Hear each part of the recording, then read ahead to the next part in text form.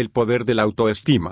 Por Nathaniel Branden. Cómo potenciar este importante recurso psicológico. La importancia de la autoestima. Cada día existe una mayor concienciación sobre la importancia de la autoestima. Reconocemos que así como un ser humano no puede esperar realizarse en todo su potencial sin una sana autoestima, tampoco puede hacerlo una sociedad cuyos miembros no se valoran a sí mismos y no confían en su mente. La autoestima es la experiencia de ser aptos para la vida y para las necesidades de la vida. Más específicamente, consiste en lo siguiente: 1. Confianza en nuestra capacidad de pensar y de afrontar los desafíos básicos de la vida. 2. Confianza en nuestro derecho a ser felices, el sentimiento de ser dignos, de merecer, de tener derecho a afirmar nuestras necesidades y a gozar de los frutos de nuestros esfuerzos. La autoestima es una necesidad muy importante para el ser humano. Es básica y efectúa una contribución esencial al proceso de la vida. Es indispensable para el desarrollo normal y sano. Tiene valor de supervivencia. El no tener una autoestima positiva impide nuestro crecimiento psicológico. Cuando se posee, actúa como el sistema inmunológico de la conciencia,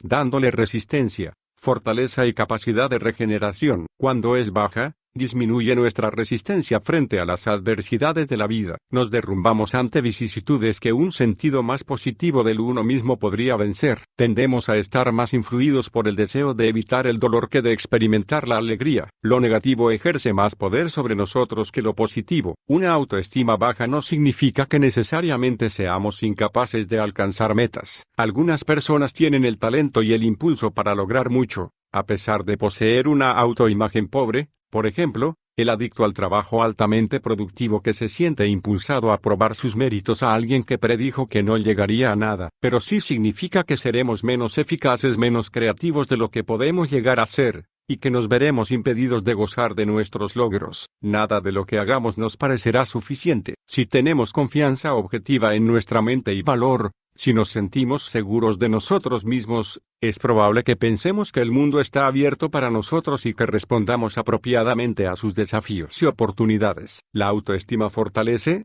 da energía, motiva, nos impulsa a alcanzar logros y nos permite complacernos y enorgullecernos de nuestros logros, experimentar satisfacción. Según esto, podría parecer que lo único que necesitamos para asegurar la felicidad y el éxito es un sentido positivo de autovalía. El tema es más complejo. Tenemos más de una necesidad y no hay una solución única a todos los problemas de nuestra existencia. Un sentido bien desarrollado del uno mismo es una condición necesaria pero no suficiente para nuestro bienestar. Su presencia no garantiza satisfacción, pero su falta produce indefectiblemente algún grado de ansiedad, frustración, desesperación. La autoestima se proclama como necesidad en virtud de que su ausencia relativa traba nuestra capacidad para funcionar. Por eso decimos que tiene valor de supervivencia. Dentro de una persona, habrá fluctuaciones inevitables en los niveles de autoestima, así como las hay en todos los estados psicológicos. Necesitamos pensar en términos del nivel promedio de autoestima de una persona. ¿Es posible tener demasiada autoestima? No, no lo es. No es más posible que tener demasiada salud física. A veces se confunde autoestima con vanagloria, jactancia o arrogancia, pero estos rasgos no reflejan demasiada autoestima sino demasiado poca. Las personas con una autoestima alta no se ven impulsadas a mostrarse superiores a los demás, no buscan probar su valor midiéndose según un estándar comparativo. Se alegran de ser como son, no de ser mejores que otra persona. ¿Por qué necesitamos la autoestima? Nuestra necesidad de autoestima es el resultado de dos hechos básicos, ambos inherentes a nuestra especie. El primero es que la supervivencia, el dominio del medio ambiente y nuestro bienestar dependen de nuestra capacidad de pensar, es decir, del uso apropiado de nuestra conciencia. El segundo es que el uso correcto de esta capacidad de pensar no es automático. Existe un elemento crucial de elección en la regulación de su actividad y, por lo tanto, de responsabilidad personal. Aprender a construir un puente, aprovechar la electricidad o hallar recursos para elevar la productividad al máximo requieren de un proceso de pensamiento. Incluso saber cuándo se deben abandonar los esfuerzos conscientes para resolver problemas y trasladar la tarea al subconsciente o cuándo prestar una atención más estrecha a los sentimientos o la intuición también requieren de un proceso de pensamiento, un proceso de conexión racional. Nuestra mente no bombea conocimientos como nuestro corazón sangre, cuando y según se la necesite. Y, como consecuencia de todo lo anterior, Somos la única especie capaz de formular una visión de qué valores merecen perseguirse y luego elegir lo contrario. Si sé que el alcohol es peligroso para mí y, sin embargo, bebo, primero debo apagar la luz de la conciencia. Por eso, las elecciones que realizamos en relación con las operaciones de nuestra conciencia tienen consecuencias importantes para nuestras vidas en general y para nuestra autoestima en particular. Piense en el impacto sobre nuestras vidas y sobre nuestro sentido del uno mismo de las siguientes opciones: pensar versus no pensar, respeto a la realidad versus evasión de la realidad, respeto a los hechos versus indiferencia ante los hechos, perseverancia en el esfuerzo por comprender versus abandono del esfuerzo, receptividad a nuevos conocimientos versus aislamiento. El hecho de tener opciones como las descritas, de enfrentarnos a elecciones que no encontramos en ningún otro aspecto de la naturaleza, de ser la única especie capaz de traicionar y actuar contra nuestros medios de supervivencia, crea nuestra necesidad de autoestima, que es la necesidad de saber que estamos funcionando como lo exigen nuestra vida y nuestro bienestar. Autoestima y logro. La autoestima tiene dos aspectos interrelacionados: un sentido de eficacia personal, autoeficacia; un sentido de mérito personal, autodignidad. Como experiencia psicológica realizada plenamente, es la suma integrada de estos dos aspectos. Autoeficacia significa confianza en el funcionamiento de mi mente, en mi capacidad de pensar,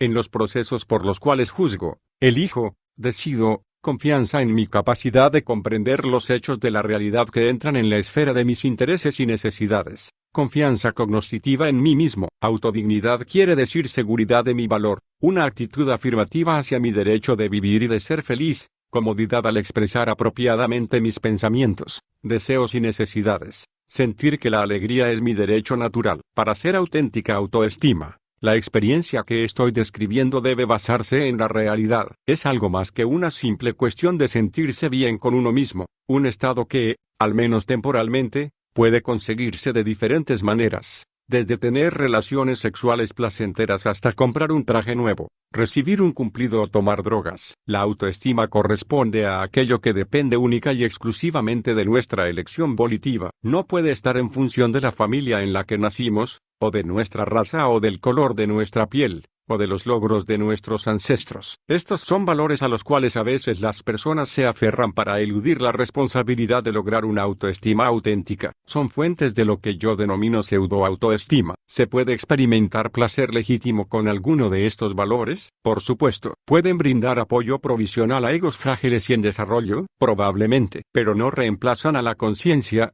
responsabilidad o integridad. No son fuentes de autoeficacia o autodignidad. Incluso pueden convertirse en fuentes de autoengaño. La pseudoautoestima es la ilusión de la autoeficacia y autodignidad sin la realidad. Por ejemplo, en lugar de buscar la autoestima a través de la conciencia, responsabilidad e integridad, podemos hacerlo a través de la popularidad, prestigio, adquisiciones materiales o proezas sexuales. En lugar de valorar la autenticidad personal, podemos valorar el hecho de pertenecer a los clubes adecuados, a la iglesia adecuada o al partido político adecuado. En vez de practicar la autoafirmación apropiada, podemos sustituirla por una lealtad ciega a un grupo en particular. En vez de buscar la autodignidad a través de la honestidad, podemos hacerlo a través de la filantropía. Debo de ser una buena persona, realizo buenas obras. En lugar de luchar por obtener capacidad, podemos perseguir el poder de manipular o controlar a otras personas. Pueden quererme mi familia, mi pareja y mis amigos,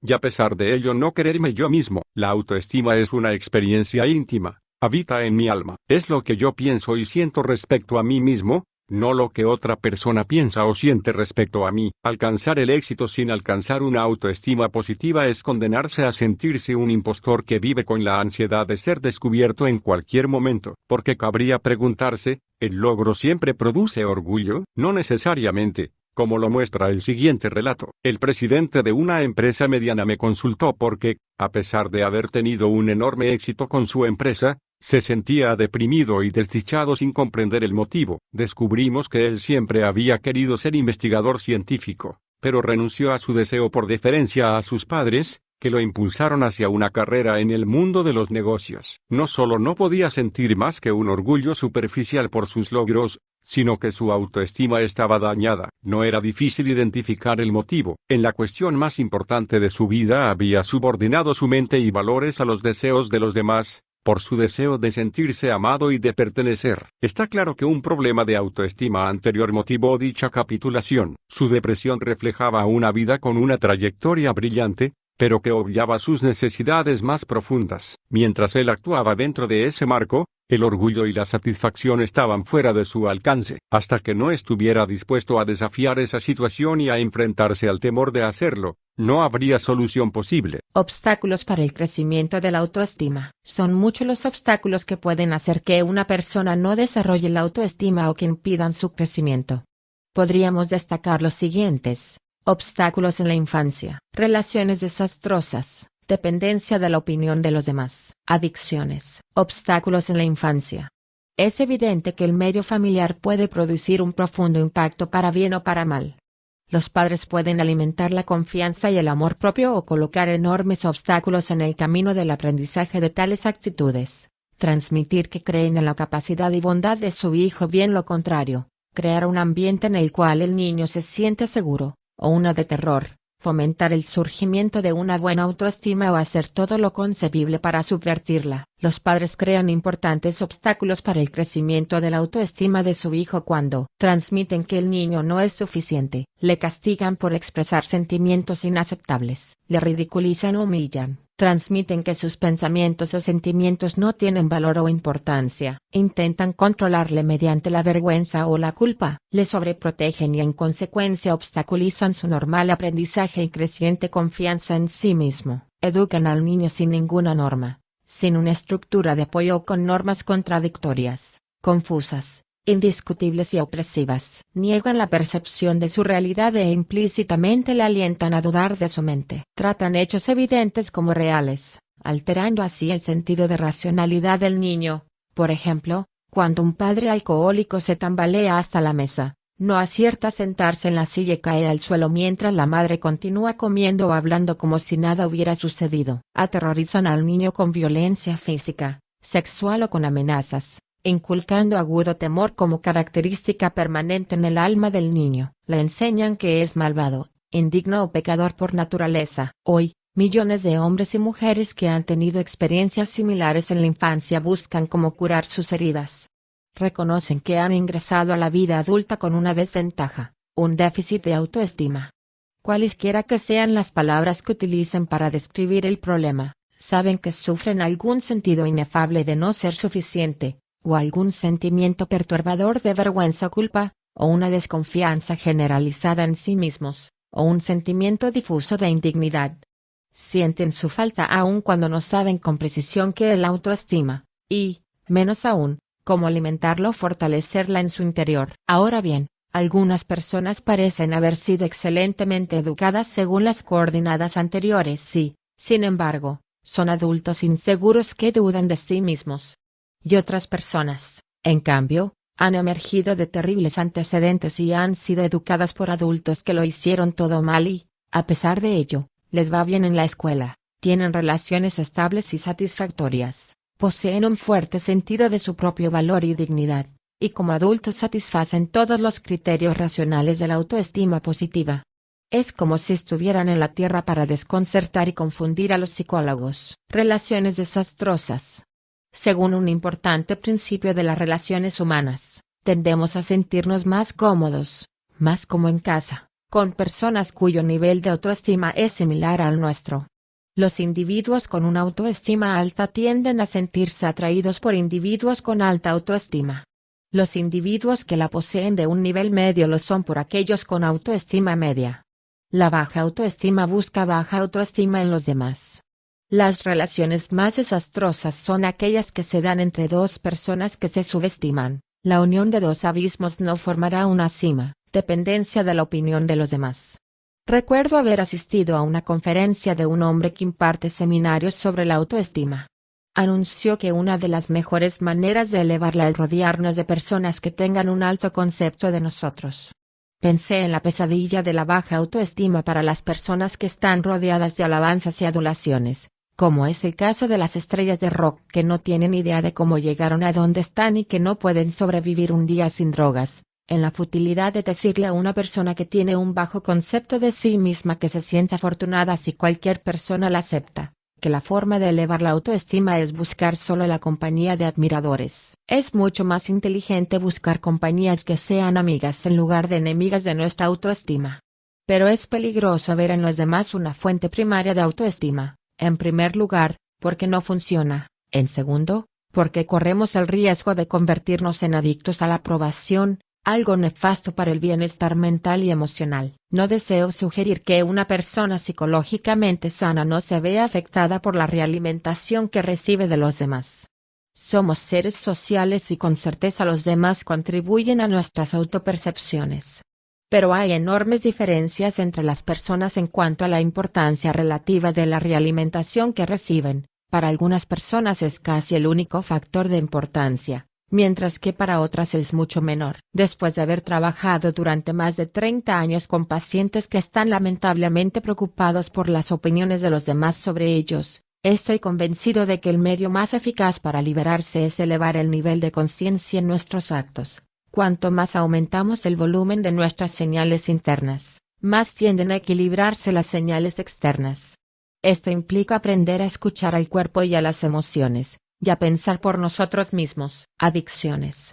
Cuando nos volvemos adictos al alcohol o a las drogas o a relaciones destructivas, la intención inconsciente es invariablemente aliviar la ansiedad y el dolor. Nos volvemos adictos a tranquilizantes y calmantes. Los enemigos de los que intentamos huir son el temor y el dolor. Cuando los medios elegidos no funcionan y empeoran nuestros problemas, nos vemos impulsados a tomar cada vez más del veneno que nos está matando. Los adictos no son menos temerosos que otros seres humanos, los son más. Su dolor no es más leve, es más severo. Al igual que no podemos comprar la felicidad con relaciones nocivas, tampoco podemos conseguir nuestra autoestima con la bebida o la droga, porque son prácticas que evocan odio hacia uno mismo.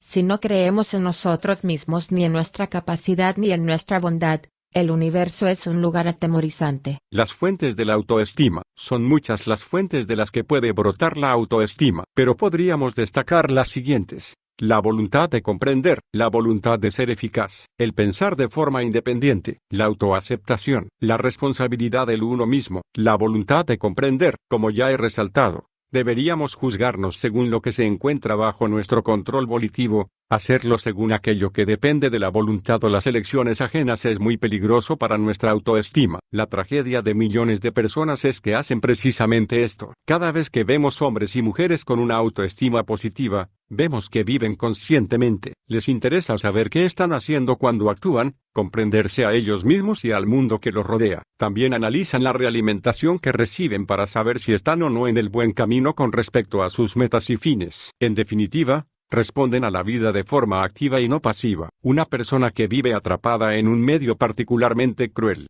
frustrante e irracional, sin duda se sentirá legítimamente alienada por muchas de las personas del mundo que la rodean, aunque no por la realidad. No se creerá, en el nivel más profundo, incompetente para vivir, o al menos tiene posibilidades relativamente buenas de evitar este destino. El individuo en desarrollo que mantiene un compromiso con la conciencia aprende cosas, adquiere aptitudes, cumple tareas, alcanza metas, y por supuesto estos éxitos convalidan y reafirman la elección de pensar. La sensación de ser apto para la vida resulta natural. Un compromiso con la conciencia, un compromiso con la racionalidad, el respeto a la realidad, como modo de vida es, en consecuencia, una fuente y expresión de autoestima positiva. Solemos asociarla solo con el resultado, con el conocimiento, el éxito, la admiración y el aprecio de los demás y omitir la causa, todas las acciones que, de forma acumulativa, implican lo que denominamos compromiso con la conciencia, la voluntad de comprender, la voluntad de ser eficaz. El concepto de la voluntad de ser eficaz es una ampliación de la de comprender. Pone el énfasis en la perseverancia frente a las dificultades, continuar intentando comprender cuando resulta difícil, querer llegar a dominar una aptitud o la solución de un problema frente a las derrotas.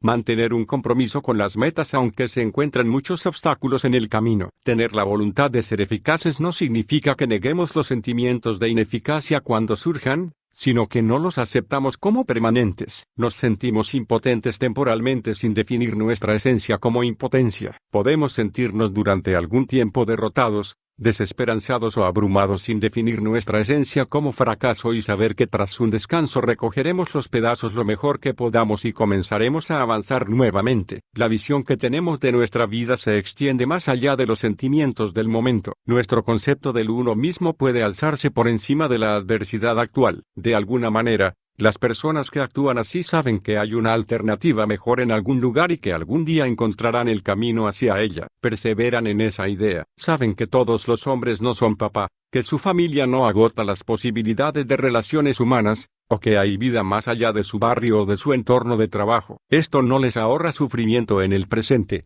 pero permite que éste no los destruya. El distanciamiento estratégico no garantiza que no experimentarán sentimientos negativos, pero los ayuda a no hundirse en ellos. Nadie puede sentirse eficaz de una manera adecuada, es decir, capaz de enfrentarse a los desafíos de la vida si no ha aprendido a diferenciar los hechos de los deseos por una parte, y los temores por otra. La tarea es a veces difícil porque los propios pensamientos están siempre teñidos o incluso saturados de sentimientos. Sin embargo, en muchas ocasiones podemos reconocer que el deseo de realizar alguna acción no prueba que deberíamos realizarla. Salir corriendo de una habitación en medio de una discusión cuando estamos disgustados, por ejemplo, y el hecho de que temamos realizar alguna acción no prueba que deberíamos evitar realizarla. Ir al médico para someterse a una revisión cuando hay síntomas de enfermedad es otro ejemplo. Si efectuamos una compra que sabemos que no podremos costearnos y evitamos pensar en las facturas pendientes que no podremos pagar, hemos subordinado nuestra conciencia a nuestros deseos. Si ignoramos las señales de peligro en un matrimonio y luego admitimos estar perplejos y consternados cuando el matrimonio finalmente explota, hemos pagado el precio por sacrificar la conciencia al temor. El pensar de forma independiente. La independencia intelectual está implícita en el compromiso con la conciencia o la voluntad de comprender. Una persona no puede pensar con la mente de otra. Podemos aprender unos de otros, pero el conocimiento implica comprensión, no meramente repetición o imitación. Podemos ejercitar nuestra propia mente o transferir a otros la responsabilidad del conocimiento y evaluación, y aceptar sus veredictos más o menos sin reservas. La elección que efectuemos es crucial para nuestra autoestima. Pensar con independencia en nuestro trabajo, nuestras relaciones, los valores que guiarán nuestra vida, las metas que nos fijaremos es un generador de autoestima, y de la autoestima positiva surge una inclinación natural a pensar de forma independiente. Al igual que en el resto de rasgos psicológicos, hay grados de independencia. Aunque nadie es del todo independiente ni nadie es dependiente siempre, cuanto más alto sea el nivel de nuestra independencia y más deseemos pensar por nosotros mismos, más alto tenderá a ser el nivel de nuestra autoestima. La autoestima no se da, se adquiere. Esto puede conseguirse pensando independientemente cuando no es fácil, cuando puede incluso producir temores, cuando la persona que está pensando lucha contra sentimientos de incertidumbre e inseguridad y opta por perseverar a pesar de ello. No siempre es fácil mantener nuestro juicio,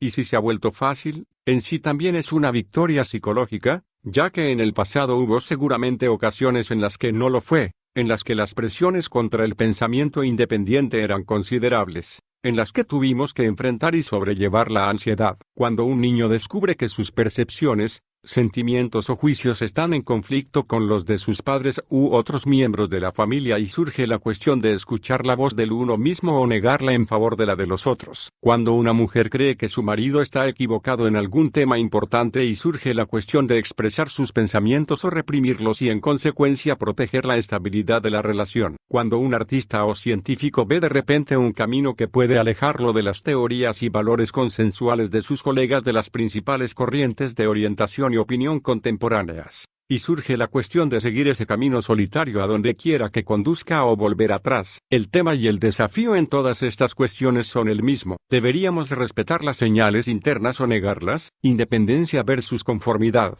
autoexpresión versus autorrepudio, autoafirmación versus autorrendición, autoaceptación. La autoaceptación está implícita en la autoestima. Según mi experiencia, la autoaceptación no es un concepto fácil de comprender para la mayoría de las personas. Suele considerarse la autoaceptación como equivalente a la aprobación de todas las facetas de nuestra personalidad o aspecto físico y negar que sea necesario algún cambio o perfeccionamiento. Autoaceptarnos no significa que no se desee cambiar, mejorar o evolucionar. Significa no estar en guerra con nosotros mismos, no negar nuestra realidad actual, En este momento de nuestra existencia, aceptar lo que soy me exige contemplar mi propia experiencia con una actitud que haga irrelevantes los conceptos de aprobación o desaprobación, el deseo de ser consciente, la responsabilidad del uno mismo. Al trabajar con pacientes en psicoterapia, me interesa captar el momento en que parece producirse un crecimiento repentino. Suelo ver que la transformación más radical ocurre cuando el paciente advierte que nadie vendrá a rescatarlo. Finalmente,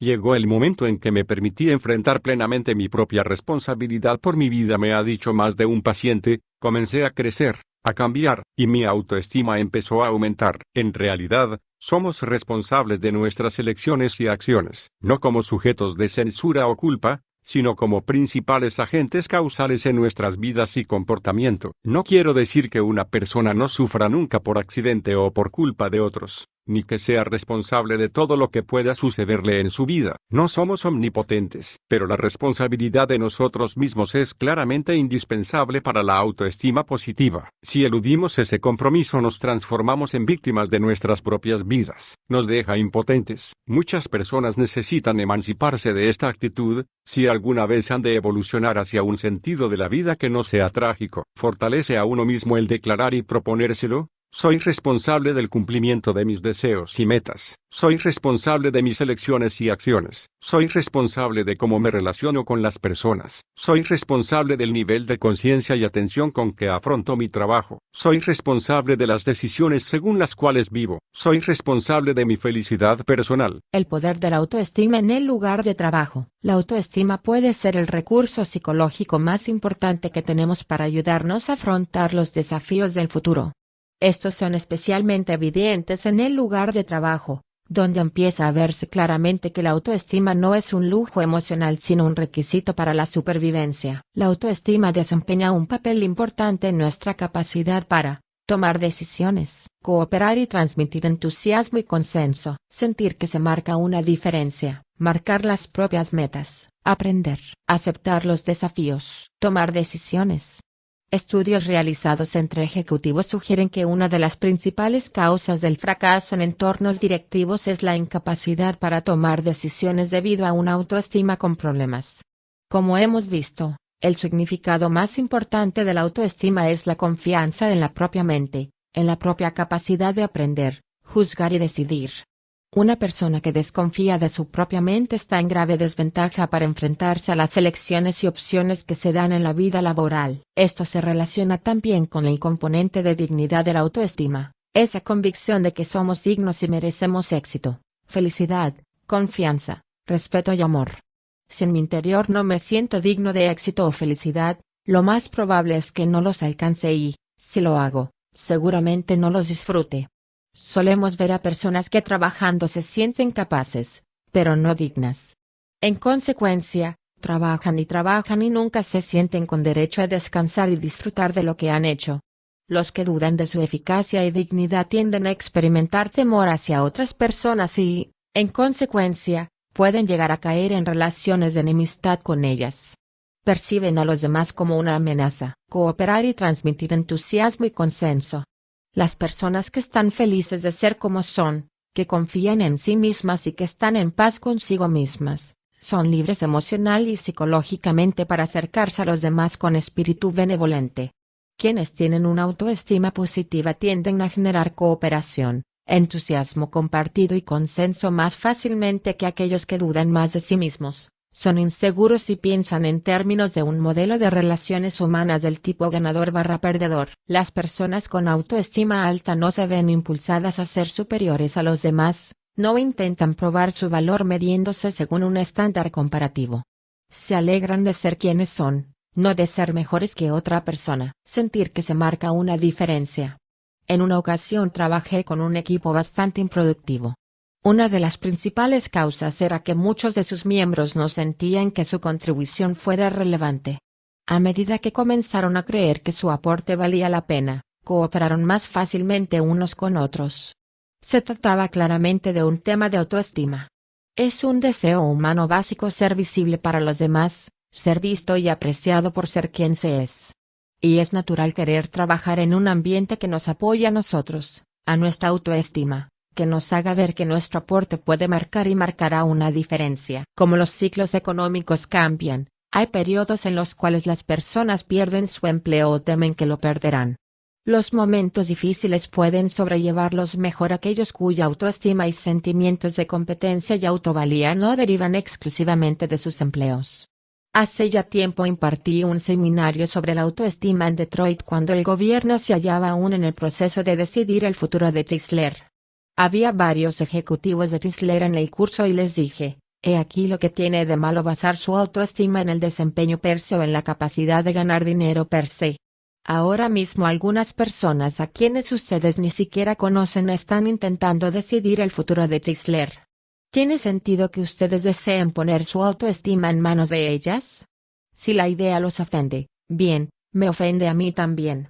No tiene ningún sentido que esa autoestima esté a merced de factores sobre los cuales ustedes no ejercen absolutamente ningún control. Marcar las propias metas. Siempre que sea posible es deseable tener un equipo que establezca sus propias expectativas y metas dentro del marco de los objetivos de la organización. Esto fortalece la experiencia de la autonomía personal. Y según algunas investigaciones, cuando los grupos fijan sus propias metas tienden a ser más altas que cuando lo hacen otros. Los gerentes con autoestima positiva tienen menos dificultades para entregar el control del establecimiento de metas y otras tareas. Para poner en práctica técnicas de administración como esta, probablemente valga la pena incorporar a un experto en autoestima que realmente puede aclarar qué diferencias puede marcar en el lugar de trabajo y por qué. Aprender. Debido a que el conocimiento se está expandiendo tan rápidamente, todos nosotros, para seguir siendo eficaces, necesitamos comprometernos con el aprendizaje permanente. Para muchos, esto implica un cambio significativo de actitud. No es fácil lograr un enfoque más abstracto en el cual la autoestima no está basada en lo que tenemos o sabemos sino en nuestra capacidad de aprender. Esto no solo es importante en periodos de inestabilidad económica. Cualquier cambio impredecible puede forzar la necesidad de aprender algo nuevo y una persona debería pensar en términos de sus propios procesos, no de las aptitudes per se. Por ejemplo, es más útil preguntar, ¿cómo llegué de no saber nada de ingeniería o ventas o enseñanza, etcétera, a saber bastante de ello? ¿Qué es lo que ya sé sobre aprender cosas desconocidas que puede incorporar a este nuevo desafío? Aquellos que se hallan en posición de enseñar o capacitar a otros, necesitan cultivar un aprecio a la capacidad de aprender. En el lugar de trabajo, los gerentes necesitan mantener expectativas de éxito elevadas en ellos mismos y en aquellos a quienes dirigen, y al mismo tiempo crear un ambiente donde sea seguro cometer errores responsables. Es muy difícil crear un ambiente disciplinado, audaz, no punitivo. No es una contradicción exigir a las personas elevados niveles de rendimiento y al mismo tiempo permitirles crecer y aprender. Aceptar los desafíos. Los estudios sugieren que obtenemos lo mejor de las personas cuando les pedimos algo más de lo que piensan que pueden dar. En otras palabras, les exigimos. Por cada individuo cuyo problema es que sobreestima sus capacidades, hay 100 personas que subestiman las suyas. Fijemos nuestras miras altas, pero no tanto que resulten paralizantes. Si yo fuera el director ejecutivo de una empresa, pondría mucho énfasis en fomentar en mí mismo y en mis empleados el saber que las personas pueden hacer todo tipo de cosas que no creen que pueden hacer. La expectativa positiva puede ayudar a las personas a ver más allá de sus propias limitaciones. Conclusión: en un mundo en el que hay más elecciones y opciones que nunca y en el que nos enfrentamos con posibilidades ilimitadas en cualquier dirección hacia donde miremos, necesitamos un nivel más elevado de autonomía. Esto implica una mayor necesidad de ejercer un juicio independiente, de cultivar nuestros propios recursos y de asumir responsabilidades sobre las elecciones, valores y acciones que dan forma a nuestras vidas. Una mayor necesidad de confiar, de creer en nosotros mismos desde un punto de vista objetivo. Cuantas más elecciones y decisiones necesitemos tomar conscientemente, más urgente será nuestra necesidad de autoestima. En la medida en que confiemos en la eficacia de nuestras mentes, en nuestra capacidad de pensar, aprender, comprender, tenderemos a perseverar cuando nos enfrentemos a desafíos difíciles o complejos. Si somos constantes, seguramente obtendremos más triunfos que fracasos, confirmando y reafirmando así nuestro sentido de eficacia. Por el contrario, cuanto más dudemos de la eficacia de nuestras mentes y desconfiemos de nuestro pensamiento, En vez de perseverar seguramente nos rendiremos. En consecuencia, será más frecuente el fracaso que el triunfo, con lo que confirmaremos nuestra autoevaluación negativa. La autoestima positiva busca objetivos exigentes que la estimulen y el lograrlos la alimenta. La baja autoestima busca la seguridad de lo conocido y poco exigente. Limitarse a ello debilita la autoestima. Cuanto más alta sea nuestra autoestima, mejor equipados estaremos para enfrentarnos a la adversidad en nuestras profesiones y en nuestras vidas personales. Cuanto más rápido nos levantemos después de una caída, más energía tendremos para comenzar de nuevo. Seremos más ambiciosos, no necesariamente en sentido profesional o económico, sino en cuanto a lo que esperamos experimentar en la vida, emocional, creativa, espiritualmente. Cuanto más baja es nuestra autoestima, a menos aspiramos y menos logros obtenemos. Los dos caminos tienden a reafirmarse y a perpetuarse. Si nuestra autoestima es alta, más dispuestos estamos a entablar relaciones positivas y a rechazar las nocivas. Los similares se atraen, la salud atrae a la salud, y la vitalidad y la apertura a los otros son naturalmente más atractivas para las personas con una autoestima positiva que la vacuidad y la dependencia. Realmente no hay atajos hacia la autoestima positiva, no podemos engañar a la realidad. Si no vivimos de forma consciente, auténtica, responsable y con integridad, podremos tener éxito, ser populares, ricos y pertenecer a todos los clubes adecuados, pero solo tendremos pseudo-autoestima. La autoestima es siempre una experiencia íntima, es lo que pensamos y sentimos con respecto a nosotros mismos, no lo que otra persona piensa y siente con respecto a nosotros. La autoestima es realmente la reputación que obtenemos ante nosotros mismos.